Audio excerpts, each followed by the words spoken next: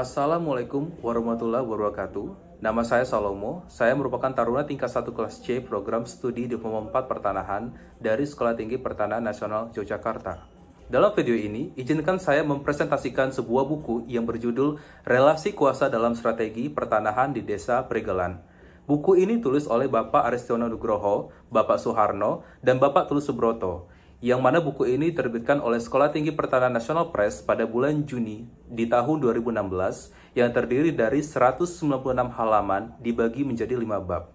Dari buku ini dapat diperoleh informasi tentang pertama, strategi pertanahan, kedua, kekuasaan atau power, ketiga, relasi kuasa atau power relation, keempat, kekuasaan yang mendominasi atau power over, kelima, kekuasaan yang memberdayakan atau power to.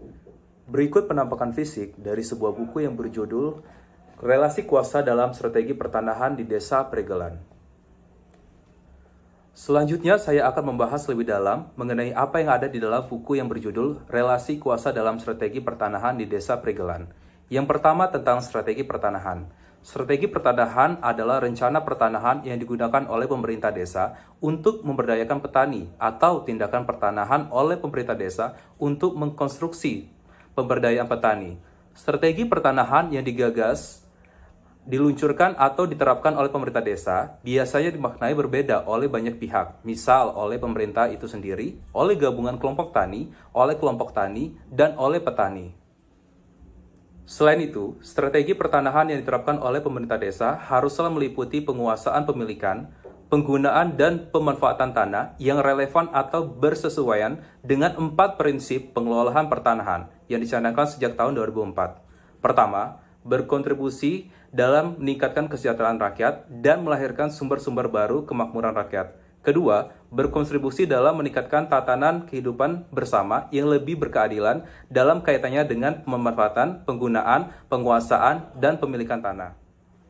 Ketiga, berkontribusi dalam menjamin keberlanjutan sistem kemasyarakatan, kebangsaan, dan kenegaraan Indonesia dengan memberi akses seluas-luasnya pada generasi yang akan datang pada sumber-sumber ekonomi masyarakat terutama tanah.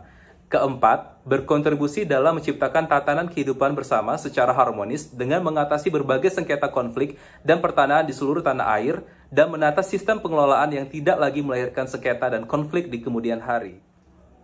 Sehingga dapat terwujudnya kesejahteraan petani, keserasian peran dan kontribusi semua elemen desa serta adanya keberlanjutan strategi pertanahan yang diterapkan agar dapat terus merespon dinamika sosial dan kebutuhan petani. Strategi penguasaan tanah yang diterapkan di desa ini selain mereduksi kemiskinan, juga dapat mencegah pada petani, khususnya petani yang tidak memiliki tanah sawah, dari keterbelakangan sosial dan ekonomi.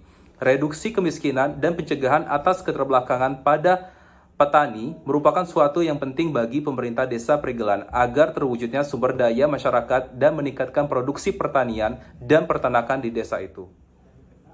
Maka dari itu dapat disimpulkan terdapat 3 strategi pertanahan yang diterapkan oleh pemerintah desa Pregelan, yaitu pertama, strategi penguasaan tanah dimaknai oleh petani sebagai sesuatu yang bermanfaat untuk petani, karena memberi kesempatan kepada petani yang tidak memiliki tanah sawah. Kedua, strategi pemilikan tanah dimaknai oleh petani sebagai sesuatu untuk melindungi penghasilan petani karena para petani di desa Pregelan mendapat kesempatan secara penuh untuk memperoleh penghasilan dari tanah sawah yang ada di desa ini. Ketiga, strategi penggunaan dan pemanfaatan tanah dimaknai petani sebagai sesuatu yang mampu memberi penghasilan untuk petani karena petani berkesempatan untuk menanam padi dan kedelai di atas tanah sawahnya. Informasi yang kedua yang bisa kita dapatkan dari buku ini adalah tentang kekuasaan. Kekuasaan adalah konsep yang kompleks dan abstrak yang secara nyata mempengaruhi kehidupan mereka.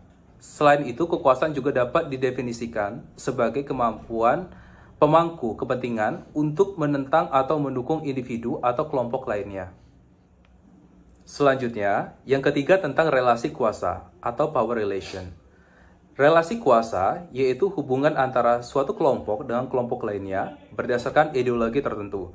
Dalam konteks strategi pertanahan, maka relasi kuasa terdiri dari relasi antara pihak-pihak sebagai berikut. Yang pertama, pemerintah desa sebagai pihak yang menetapkan strategi pertanahan. Yang kedua, petani sebagai pihak yang menjadi sasaran strategi pertanahan.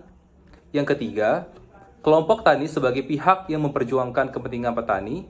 Yang keempat, gabungan kelompok tani sebagai pihak yang memperjuangkan kepentingan kelompok tani. Dengan adanya relasi kuasa akibat strategi pertanahan pemerintah desa berpotensi menimbulkan hal-hal yaitu sebagai berikut. Pertama, berpotensi menimbulkan konflik, namun konflik tersebut dapat menurun dan menuju tahap pengurangan. Contoh sumber konfliknya meliputi pemaksaan tanah oleh stakeholder, hak dan akses atas tanah yang meliputi kepemilikan, dan kontestasi antar aktor yaitu pemerintah desa, petani, kelompok tani, dan gabungan kelompok tani. Kedua, berpotensi sebagai penyebab merebaknya kemiskinan. Karena dinamika kekuasaan dan relasi kuasa ini dapat melipat gandakan dan menjadi penyebab merebaknya kemiskinan. Namun relasi kuasa yang muncul atau konstruksi untuk mendukung penerapan strategi pertanahan oleh pemerintah desa harus dihindarkan dari potensi konflik dan perebak kemiskinan. Informasi keempat yang kita peroleh dari buku ini yaitu tentang kekuasaan yang mendominasi. Penerapan power of relation, relasi yang mendominasi, tidaklah dimanfaatkan untuk memberangus posisi dan peran petani. Sebaliknya justru untuk mendorong petani mencapai kesejahteraan melalui livelihood on farm maupun off farm. Oleh karena itu, penerapan overpower relation merupakan sesuatu yang penting agar pemerintah desa Pregelan dapat menjamin tercapainya tujuan strategi pertanahan dan dapat memobilisasi sumber daya yang ada di desa ini. Berdasarkan power of relation yang diterapkan relevan dengan budaya agraris yang masih mendominasi kehidupan masyarakat di desa ini dengan memperhatikan perspektif sosio-legitimasi, keabsahan, sosio-ekologi, konservasi, dan sosio-ekonomi, kesejahteraan. Dan informasi kelima, dan informasi terakhir yang kita bisa peroleh dari buku ini yaitu tentang kekuasaan yang memberdayakan. Pemerintah Desa Pregelan menerapkan strategi penguasaan tanah berupa pemberian hak garap atas tanah sawah seluas 60 ubin bagi petani yang tidak memiliki tanah sawah.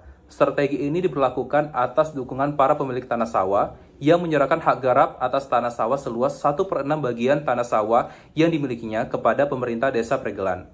Hak garap selanjutnya didistribusikan kepada petani yang tidak memiliki tanah sawah. Dengan luasan mencapai 60 ubin per kepala keluarga petani, strategi ini dibentuk untuk membangun harmoni antar elemen desa terutama antar para pemilik tanah sawah dengan para petani yang tidak memiliki tanah sawah.